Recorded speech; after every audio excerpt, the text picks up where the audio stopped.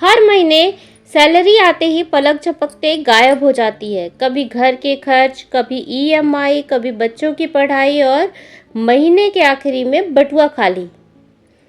अगर आप भी यही सोचते हैं कि इतनी मेहनत से कमाई लेकिन बचत कहाँ गई, तो ये वीडियो बिल्कुल आपके लिए है। आज मैं आपको बताऊंगी ऐसे आसान मनी सेविंग टिप्स जिन्हें अपनाकर आप न सिर्फ पैसे बचा पाएंगे बल्कि अपने भविष्य को भी सुरक्षित बना पाएंगे। सबसे पहले तो जानिए कि बचत की शुरुआत क्यों ज़रूरी है।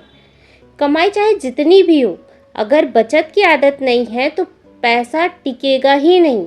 दुनिया के सबसे अमीर निवेशक वॉरेन बफेट भी कहते हैं, अमीर बनने की शुरुआत बचत से होती है।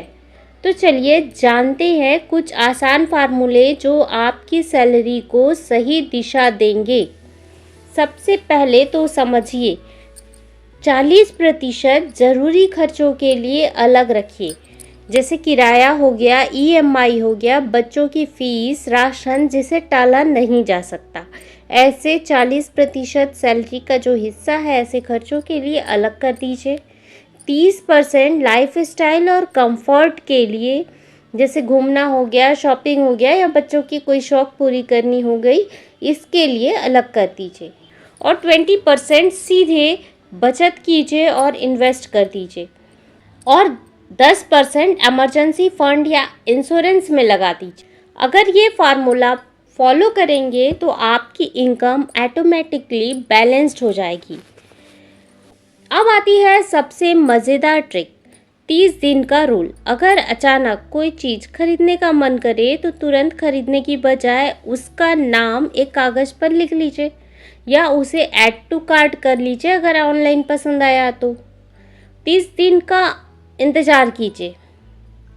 अगर 30 दिन बाद भी आपको लगे कि ये सामान बहुत ज़रूरी है, इसके बिना काम नहीं चल सकता है, तो सच में खरीद लीजिए, वरना आप एक अनावश्यक खर्चे से बच गए।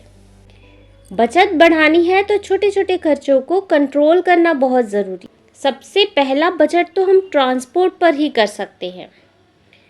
अगर हम कंपेयर करें कि हम मेट्रो का यूज़ करें या फिर अपने व्हीकल से जाकर पैसे बचा सकते हैं तो अपने व्हीकल से जाएं, नहीं तो फिर ट्रांसपोर्ट की सुविधा लें। मोबाइल प्लान्स जो होते हैं वो भी हमारे खर्चे को काफ़ी हद तक बढ़ा देते हैं। अगर कम और सस्ते प्लान में काम चल रहा है तो महंगे प्लान क्यों। ओटीटी, हर प्लेटफॉर्म का सब्सक्रिप्शन बिल्कुल मत लीजिए, 1-2 काफ़ी है, उतना तो आप यूज़ भी नहीं करते होंगे। सब्सक्रिप्शन बेकार की लेकर फालतू के पैसे क्यों ख़राब करने। बिजली बचाने के लिए एलईडी बल्ब का इस्तेमाल करें और डिवाइसेस को अनप्लग रखें। छोटे छोटे बदलाव छोटी छोटी सेविंग्स को बढ़ावा देती है। छोटी छोटी बचत कब बड़ी बन जाती है हमें पता ही नहीं चलता है। अब आपको करना है कैश और अकाउंट का सही इस्तेमाल।